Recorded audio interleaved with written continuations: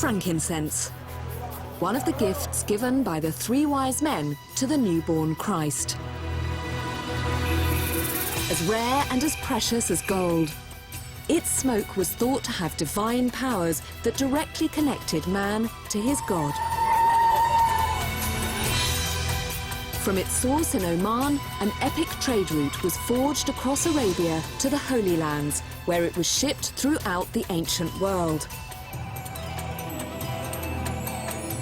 And along the way, entire civilizations emerged from the desert and prospered.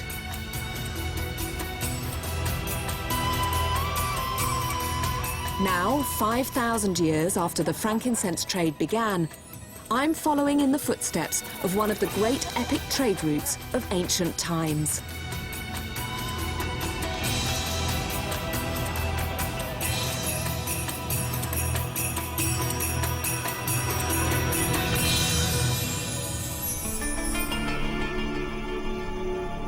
My journey starts high in the Dhofar Mountains of southern Oman. For thousands of years, this is where the finest frankincense came from. It was harvested from the highly valuable trees that covered these hilltops. Today, Musallam al-Mari is one of the last people who still make a living from the trade.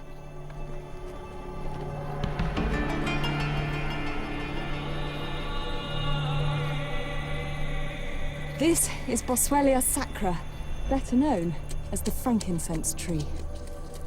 This is how frankincense is produced. A shallow cut is made in the bark and the frankincense sap starts to bleed. Look, look, look, look, look. So this here is frankincense. It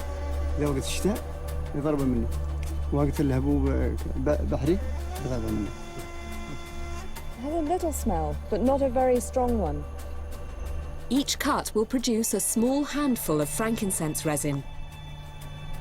A few days later, once it's hardened, Musallam will return to collect it.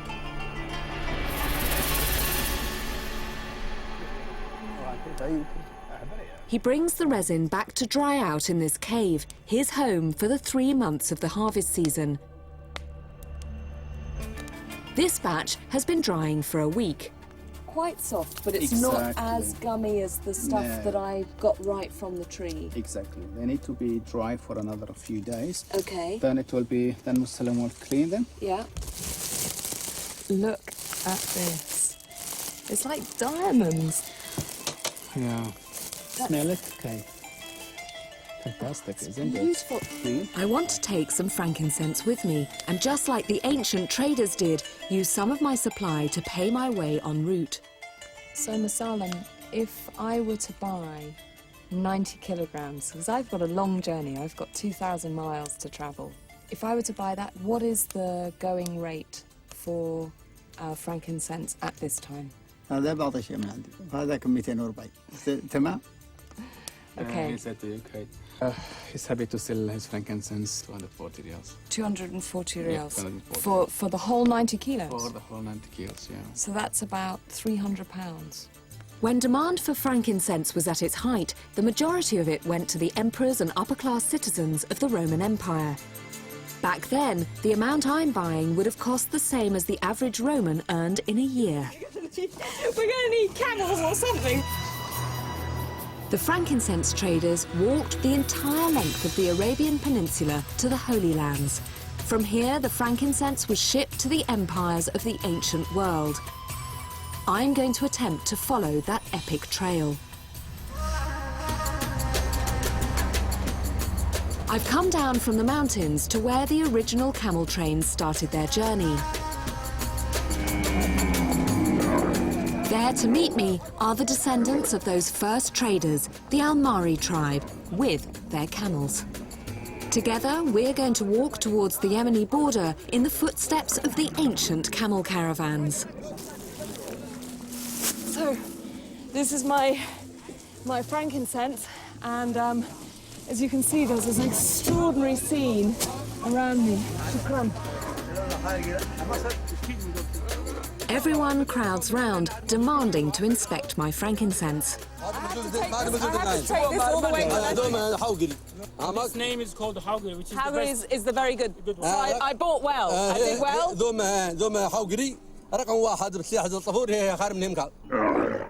Before we set off, the sister of one of the tribesmen asks to see me. As is custom, she stands away from the men.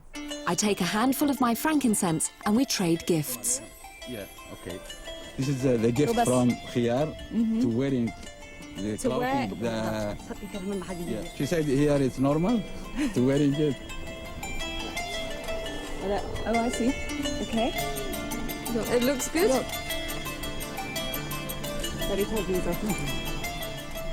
Before the journey, Ria performs a traditional ritual with my frankincense. This tribal blessing also has a practical purpose. This is the way you keep your clothes smelling fresh and... Exactly. Okay. With the blessing over, we load my cargo. The original traders would have packed up to 1,000 camels per journey, each one with 200 kilos. I'm having trouble loading just one. So this camel is going to be carrying... I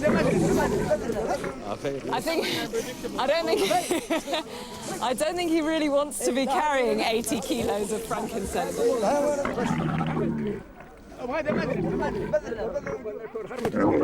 It's like going away on a family holiday and packing the car. You know, everyone has their way of packing the car.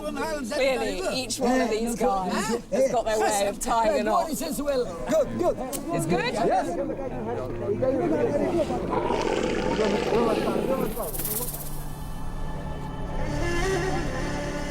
This man has just given me his dagger.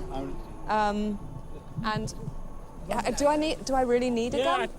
Traditionally, I mean, the people used to have their guns to secure the journey and also. So he's offering you a gun. So he's going to give me his gun. Dressed like the old style. Okay. People. I know nothing, precisely nothing about guns. Is it loaded? It's not loaded. No, no loaded. No. Are you sure? Can you show me? Yes, so sure. Show me that it's not loaded. Okay, that's fine, thank you. The weapons are just for show. Today, most of these men carry no more than a mobile phone and car keys. So I carry it like this? Yes. Like that? So this is good. So I now have my dagger, I have my gun, I just need my camel. This is a camel, so should I take the camel? That's your camel there. This is my camel here? Okay. I'm ready.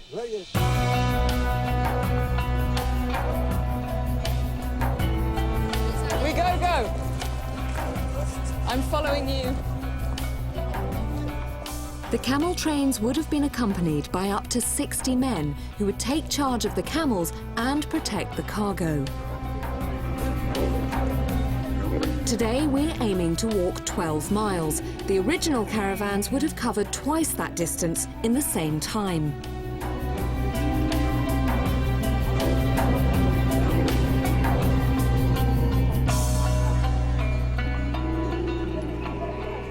When the frankincense was all gathered, it was then taken on caravans like this to a central trading point. And from that trading point, it was then taken by one group of people. They were called the Manaeans. They actually originate in Yemen, but they would come here to the Dhofar region of Oman with their caravans of camels. And they would collect all the incense and make the extraordinary journey to the port of Gaza, 2,000 miles to the north. And that journey would take roughly 180 to 210 days. And I've been walking for a couple of hours. And it's hard to conceive having that sort of length of journey ahead of me. It is ahead of me, but luckily I'm not having to rely on my feet and this guy to get me there.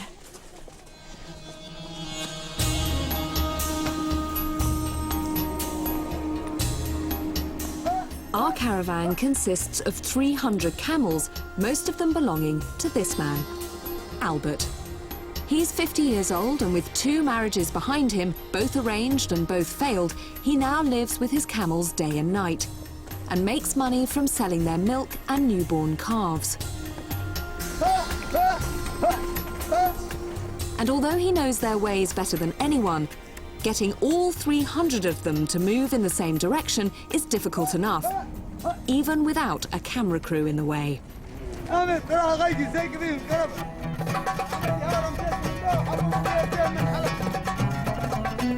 There's been a mutiny amongst our camels. All the young camels that weren't loaded have bolted round the side, and there's a lot of shouting going on into mobile phones, which is obviously the modern way of herding camels. And I'm just going to try and find out what we do now, because we've obviously all got separated. 4-wheel drive soon round them up, but this would have been a disaster for the ancient traders. Losing control of their camels would have cost them precious time and possibly the loss of some of their cargo. So our mutineer camels have been rounded up again, and this is a very novel way of getting them up this slope. We, the camera crew that's freaked them out in the first place, have moved back, but that lorry, the truck that they're following, has got a big tank of water in it, and the smell of the water is enough to pull the camels up the slope.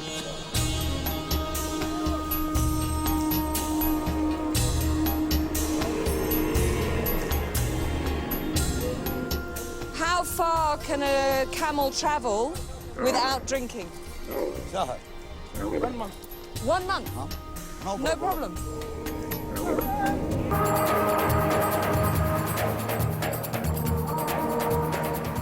So we head off away from the danger zone and towards the ancient seaport of Karna, 300 miles away. Outside, it's 47 degrees and there's uninhabited desert as far as the eye can see. But amazingly, in the middle of nowhere is a roadside cafe.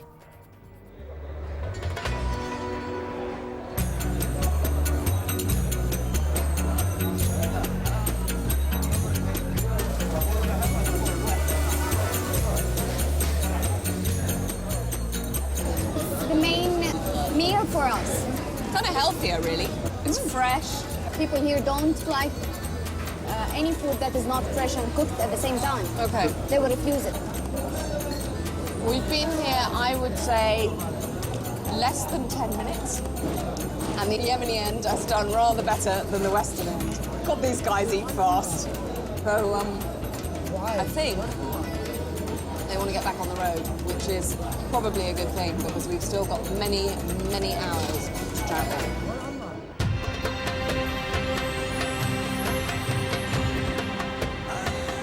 After driving all day, we reach the Arabian Sea and the port of Karna. This now empty bay was once a major hub for the frankincense trade. Up to 10,000 tons of it was shipped here annually from Oman, and an entire city was built around its wealth. It's amazing to think that, well, according to the Roman historian Pliny, 500 BC to 500 AD, and that's a long time, that's 1,000 years. This was one of the most important ports of the Arabian Gulf. These ruins are all that remain of the fortified warehouses that stored the frankincense.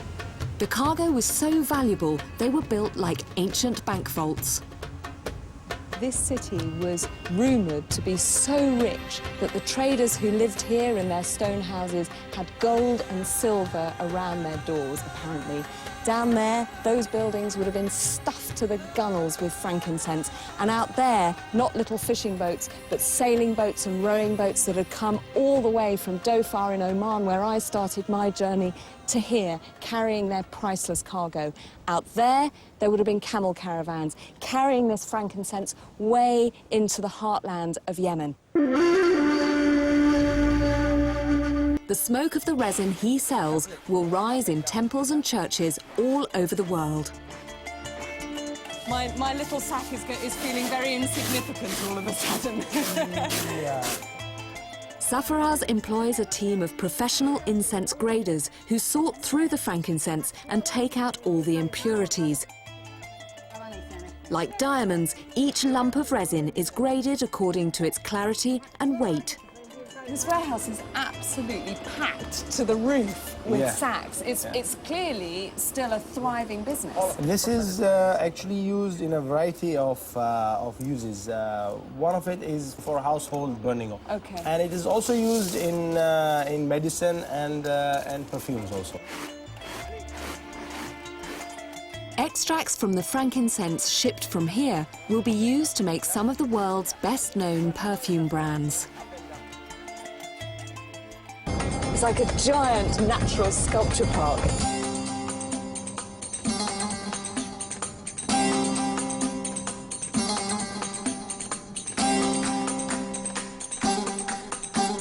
These are the ruins of Madine Salah. The people who lived here ensured the safe passage of the trade caravans in return for large taxes, which made them exceedingly wealthy.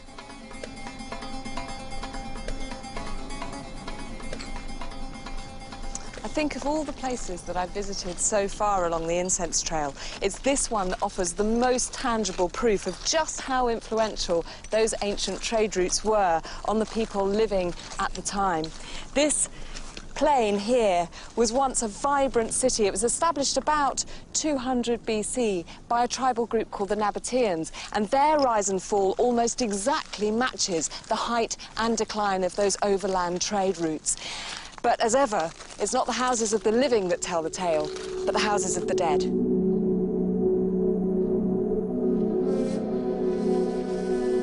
All that remains of the great city are 131 private tombs, each of them hand-carved out of solid rock.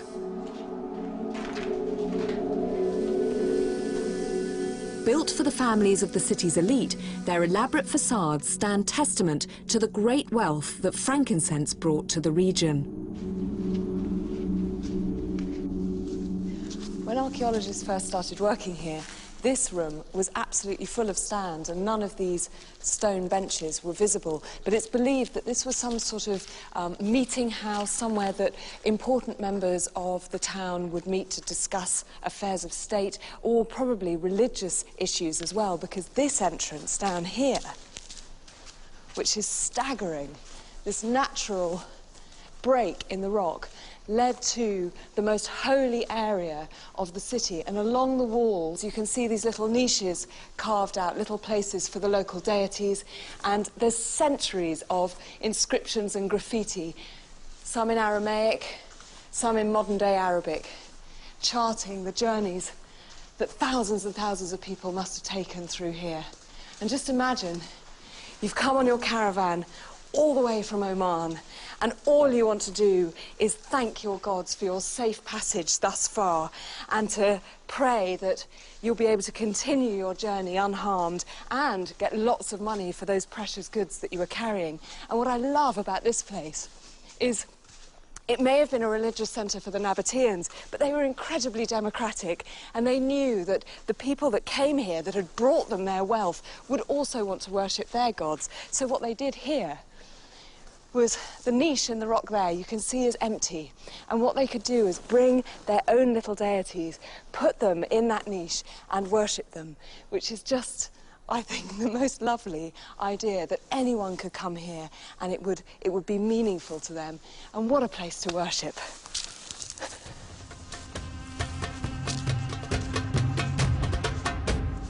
This desert utopia came to an end at around 100 years after the birth of Christ, when the overland trade route finally stopped being profitable. Frankincense that was once carried here by the ships of the desert began instead to be transported by ships at sea. The development of sea trade meant that merchant boats could sail along the length of the Red Sea in around 60 days, more than twice as fast as camels taking...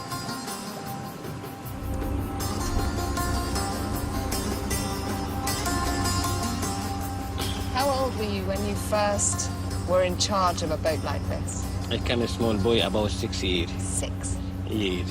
And was it your father's boat? It was my father. Yeah, my father teach me everything. Well, I have to say, at this time of day, I can't think of anywhere more beautiful to be than here. You're welcome. Thank you.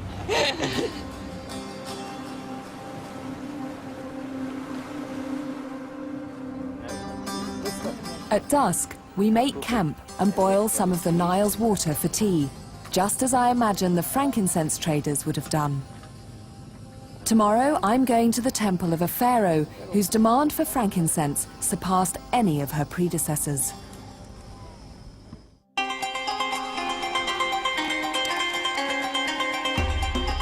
Less than a mile from the riverbank, built into the mountains that enclose the famous Valley of the Kings, is the temple of Queen Hatshepsut. She ruled Egypt nearly 1,500 years before her more famous successor, Cleopatra, and her consumption of frankincense was legendary. The world's leading expert on Hatshepsut, Dr. Shafransky, shows me one of the very few surviving images of her. Although her face has been vandalized, the unusual position of her hands shows her making a ritual offering of frankincense. So she would have had oil on. She's got a hand like that with oil on this finger. Yeah, these two fingers, yeah. And then like that. And then put on the statue. All the way up the statue. Yes. And that oil would have been fragranced with frankincense, with these imported perfumes that she loves so much.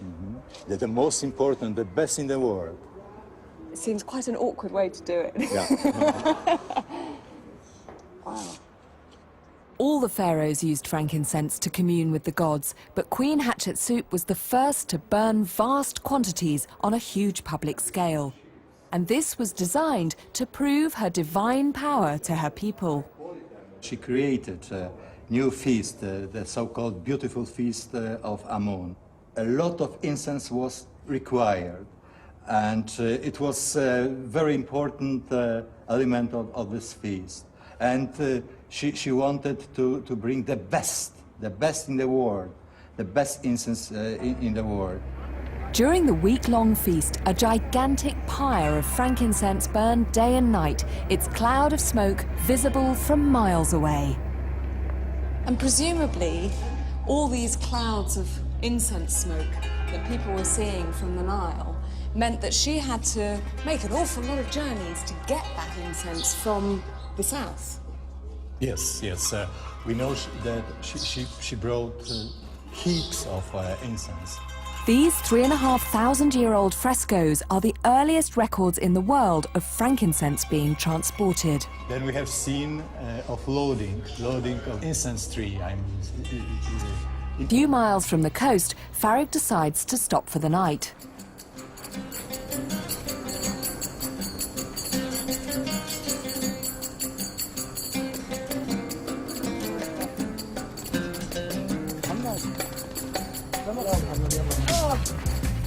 And of course, there's a tent to be put up. Not just any tent, but the traditional home of the Bedouin. Spun from goat hair, it's a design that's been perfected over thousands of years.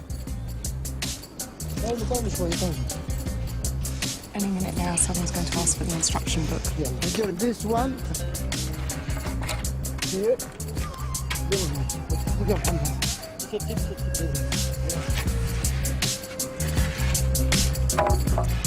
Come to here, to this one. To this line here? No, yeah, to this line, yeah. Yeah. No, come back more behind. Back more. More. All right, yes. That way? That way, بعدين نضرب. Like that? Yeah, up. يلا واحد. أيوة. Well, that's taken roughly 45 minutes. And I have to say, I don't like our chances of staying dry if it did rain suddenly. There's an awful lot of gaps under here. Maybe that's Bedouin air conditioning. The layout of a Bedouin camp follows strict rules and procedures, and even the camels have to know their place. The camel in the front of the tent, but if you have a donkey going behind the tent. Why? This is what? It's just the system. No, the system of the Bedouin, but have also something going. The camel usually, if you see anybody come from anywhere, from the far, he start moved. It's like a guide, a guard dog. Exactly. Ah. But the donkey, if you see anybody, he doesn't matter. Doesn't do You anything. just make your hand like this. We put him in the bed, you know.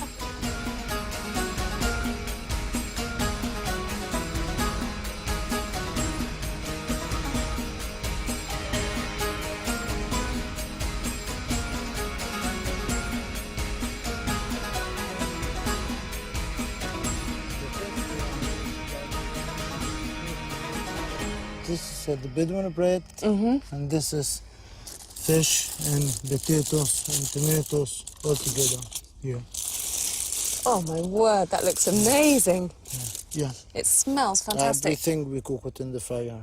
Perfect. So, do you eat just with the bread? Do you Yeah, like I teach you how. Okay, You go on take then, piece show of me. the bread, and first start take like this with Okay. my hand, Yeah. and then we start eating.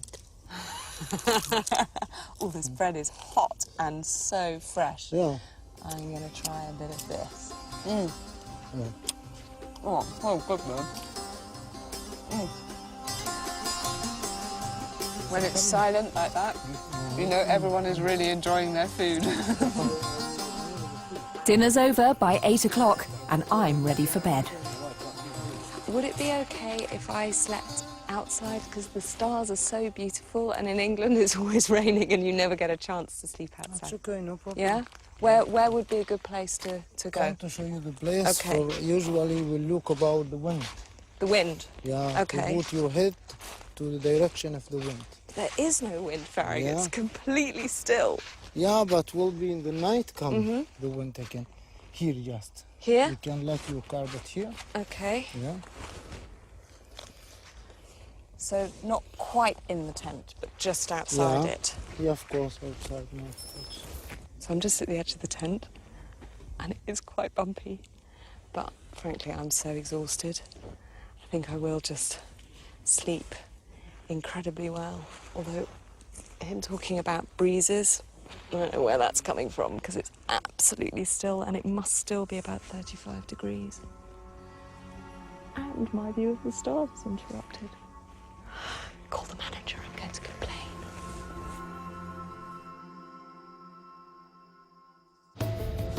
At dawn, the tent we took so long to erect is taken down again. I think I can officially say that I'm not tough enough to be a Bedouin. Everyone went to sleep, and I lay down on the bit of carpet that Farag gave me. I was looking at the stars and just thinking, I'm never, ever going to sleep. So, and I just felt so guilty about kind of failing. So I crept out with my torch. I crept out and was sort of scanning around, and I saw a sleeping bag. Yes! So I kind of snuck it back in and unrolled it. So I had about that thick mattress, put a carpet over the top so no one would know, and then finally kind of passed out for about, I don't know, an hour. But it was so hot, so just the temperature never went down at all. And so although it's a very, very beautiful place to sleep, it wasn't the most restful night.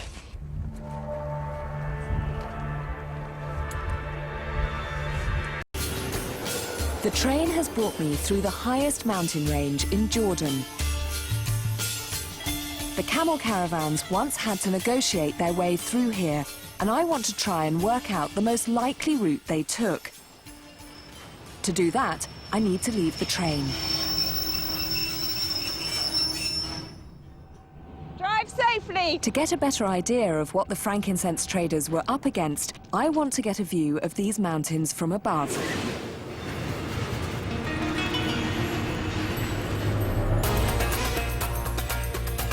So I'm meeting a pilot who I hope can help me find the route they would have taken.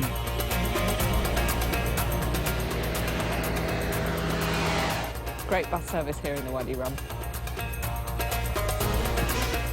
By camel, this section of the route would have taken about 4 days. It'll be a lot quicker and easier by plane. Hello! You are a girl who knows how to make an entrance. Besma Al-Magri is an instructor from a flying club near here, so she knows every rock and valley of the Wadi Rum. And this area is the Wadi Rum? It is. We're actually going to be heading north from here, so more Okay. to the northwest. We're going to go up close so we can get an aerial view of how it looks like from up above.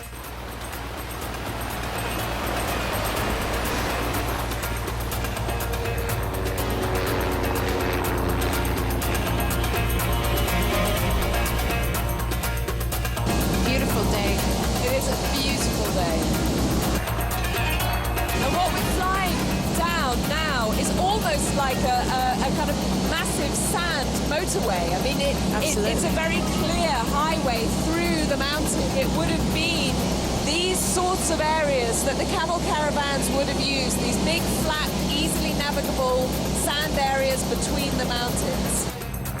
Then Besma decides we should take a closer look. It is just such a pleasure to see Wadi Rum from the air, although it feels like we're barely in the air. Yes. How high up are we? We're approximately about 200 feet off the ground. Is that legal? Barely legal, barely legal. What a landscape to travel through.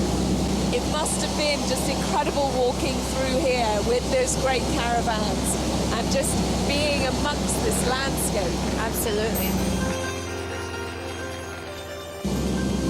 The formation of the rocks are really incredible. They just go in every single direction. Yeah, it's like nature gone mad. These mountain ranges once channeled the frankincense traders along a single route northwest. At that time, this region was under the control of a local tribe known as the Nabateans. They guaranteed the safe passage of all the trade caravans that passed through their territory, but for a price. As a result, they became extremely wealthy.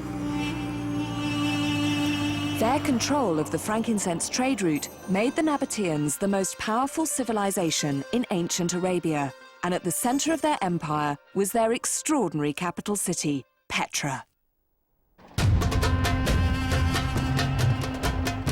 On the outskirts of Petra is evidence of how the Nabateans administered the trade route. The remains of a 3,000-year-old building that acted as a checkpoint. This is really important as far as the incense trail goes, because what we're looking at is a watchtower. What happened was the camels would come from the Wadi Rum where we were flying this morning, and they would come to this big wide area here which was known as a station. Now behind this area is Petra. You can see the little white point on top of the mountain there. Now the caravans didn't go to Petra because why on earth would you take camels that have done a huge journey already up over those mountains? So the guys stationed here at this watchtower would light fires, send smoke signals over to Petra to say the caravans are here, there's cash to be made. And it was that steady stream of cash from the frankincense trade that built this, Petra. For close to 1,000 years, this was the capital city of the Nabateans, and at its peak, it was home to 30,000 people. It was once the most opulent city in all of Arabia. Built deep into the middle of a mountain range, the entrance to the city must be the most spectacular in the world. Known as the Siq, it's a twisting gorge that follows an ancient watercourse.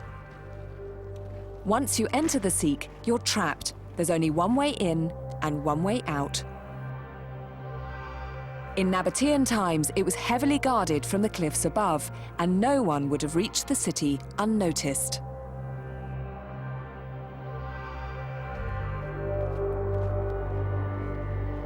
At the end of the gorge, a spectacular glimpse of what lies ahead. It's Petra's most recognized landmark, known as the Treasury. Historian Jane Taylor joins me as it first comes into view. What's wonderful is being able to see the Treasury just little by Just little. little glimpses. I think it was intended really to gobsmack people as they came in. They were cowering after this long, narrow gorge, and then, Legend has it that the Treasury got its name when bandits hid their loot in the stone urn at its center. Local Bedouin was said to have fired at the urn in the hope of breaking it open so it would spill its treasure. Their hopeful bullet holes pepper the ancient stone, but what they didn't realize was that the whole structure, including the urn, was carved from solid rock. all these buildings, or not buildings, but carved monuments, were actually started from the top, so they would probably have lowered themselves by ropes of some kind. Right from the top of there, and then sort of effectively abseiled down. Yes, and then start chipping. The Nabateans' extensive trading empire linked them to the money and cultural influence of the Mediterranean world. So the very fact that they were key to all these trade routes crossing all over the peninsula then meant that they could have really spectacular architecture as well. And they could afford to bring in the best artisans. So they probably had someone, you know, one of the best masons from Alexandria who came and showed them how to do it.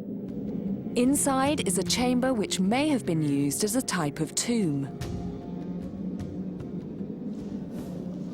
If this was some sort of mausoleum, would there have been rituals here? Would there have been incense burnt here? It's possible. We don't really know what happened. There seemed to have been some sort of rituals because there's that little ablution basin there. But what went on inside, we don't know. But of course, I'm sure they were very careful about using the frankincense themselves because they wanted to sell it on to the Romans who used it as though there was no tomorrow. This city may be one of the great treasures of the ancient world, and it's certainly Jordan's top tourist attraction. But it was also home to the local Bedouin community as recently as the 1980s.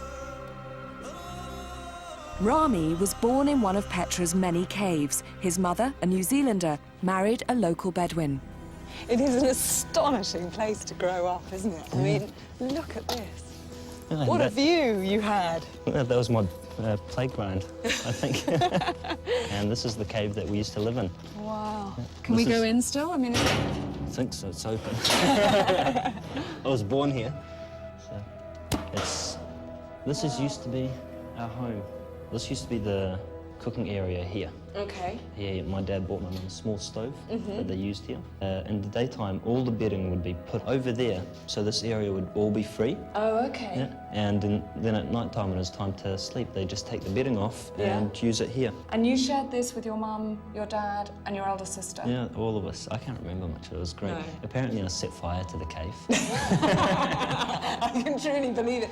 And it looks like, I mean, it hasn't been completely abandoned. Why? No, they're using it now for the Petra night guard. So he sits here, it's got the best view of Petra, so the night guard can see the whole area from here. When Rami's father died, his mother took her children to live in Australia. But after 10 years, Rami's returned to his roots. And do you think, though, that what was really pulling you back was that Bedouin blood? Do you think the kind of spirit of your dad said, you've got to come back to Petra whether you like it or not, son? I think it was the freedom. Was it? Yeah, the Bedouins, we love our freedom. But freedom to choose a route was not an option for the frankincense traders. They needed the Nabateans' protection from bandits, and so they had to stick to one fixed path all the way to the Mediterranean.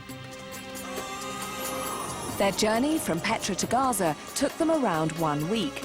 So I can follow their trail into what is now Israel, I have to cross the border at Eilat before I can rejoin the traders' path.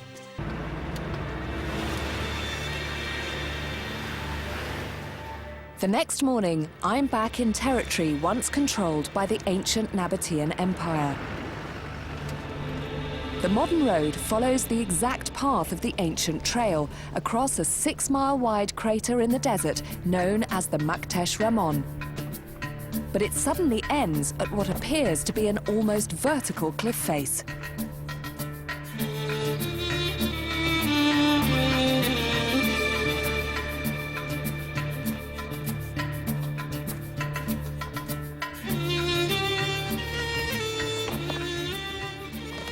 The most direct route out from the bottom of the crater up to the top was obviously far too steep for camels, so the Nabateans were forced to bring all their engineering skills to task and build a camel-friendly road which zigzagged all the way up this cliff face.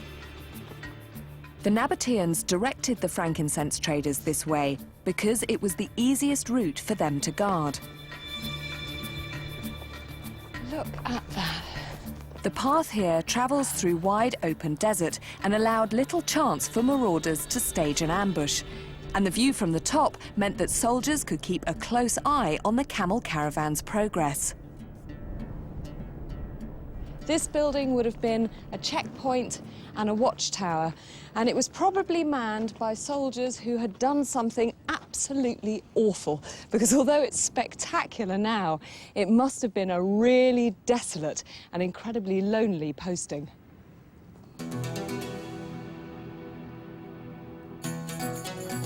From the top of this mountain pass, the frankincense traders only had 2 days of walking ahead of them before the end of their 2,000-mile journey to Gaza, and it was all downhill. And after covering most of the journey myself, I can just imagine their sense of relief. Brilliant. Thank you very much indeed. Right, I'm going to go and explore.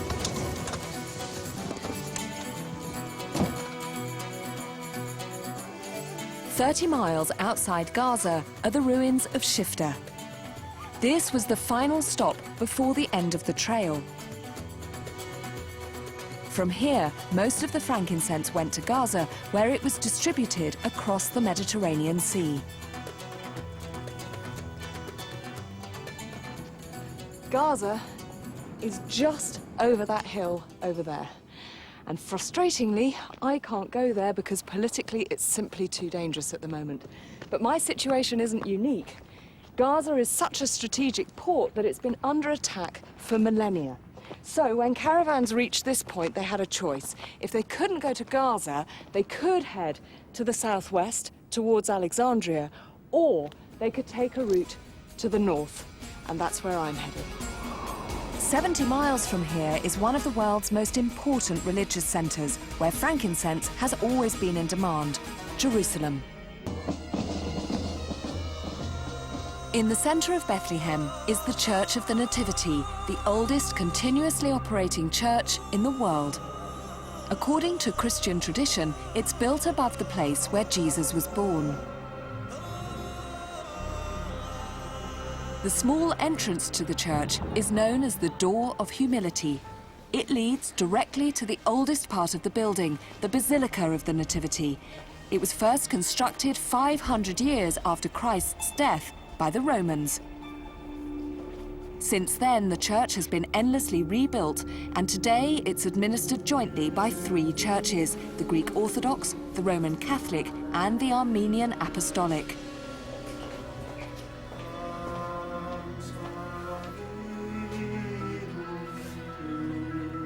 At the far end of the basilica, beneath the altar, is said to be the actual birthplace of Jesus, known as the Grotto of the Nativity.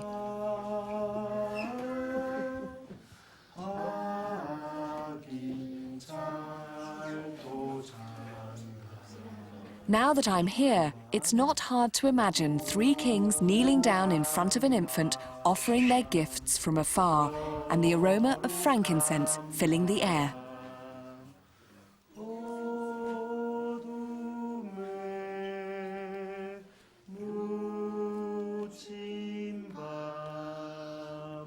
Every cameraman, all trying to get the shot.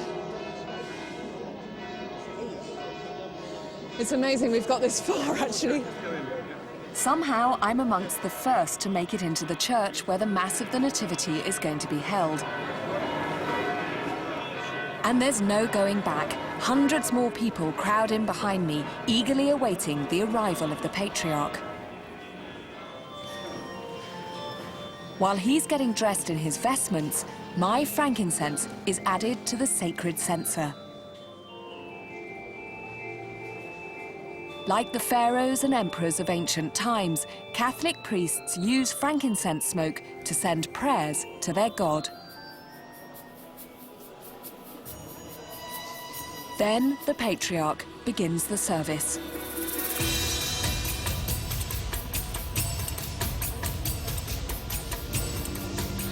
My frankincense has just made the final leg of its journey with the Patriarch. As cameras begin to transmit the Mass across the globe, political leaders from the region are rushed in. Tonight, Christians, Muslims and Jews each sit side by side. 2,000 tickets have been sold to attend this service, but there are even more people outside, desperate to get in. Drawn from around the world by faith, by history, and even by curiosity, the sweet-smelling smoke of frankincense envelops us all.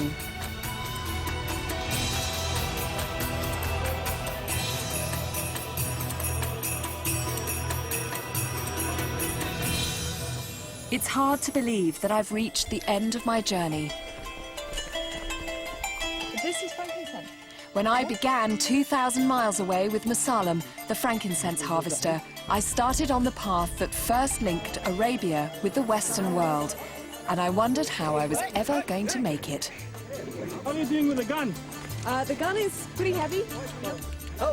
For 3,000 years, the traders carried frankincense northwards, first across Arabia's vast deserts, and then the Red Sea. In Egypt, it was delivered along the Nile and used in every one of the pharaoh's temples for millennia. But with the fall of the Roman Empire, the great frankincense trade routes faded from the map. Along every step of my journey, I found frankincense still entwined in the lives of the people along the trail. Afra blessed her baby with its smoke. Its fragrance welcomed Saudi Arabian chiefs. And in its flames, Sheikh Fuad searched for evil spirits. Some of the traditions I saw on my journey were thrilling. Oh, that had to have hurt. Some celebrated life, while others worshipped death. But despite the danger of kidnap, the searing desert heat and the 24-hour days of travel, the toughest challenge I faced was overcoming my own preconceptions. From one end of Arabia to the other and along the length of the Nile, the 5,000-year-old history of the frankincense trail has revealed the true spirit of the modern Middle East.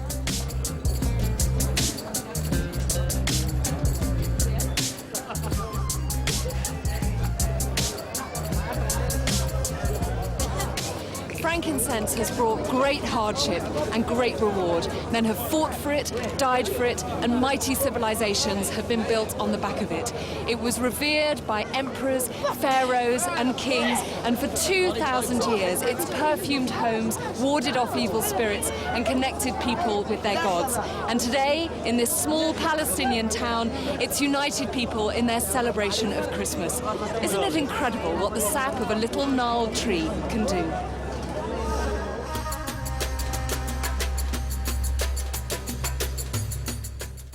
Facing daily dangers to bring home the catch, the Trawlermen on BBC One now.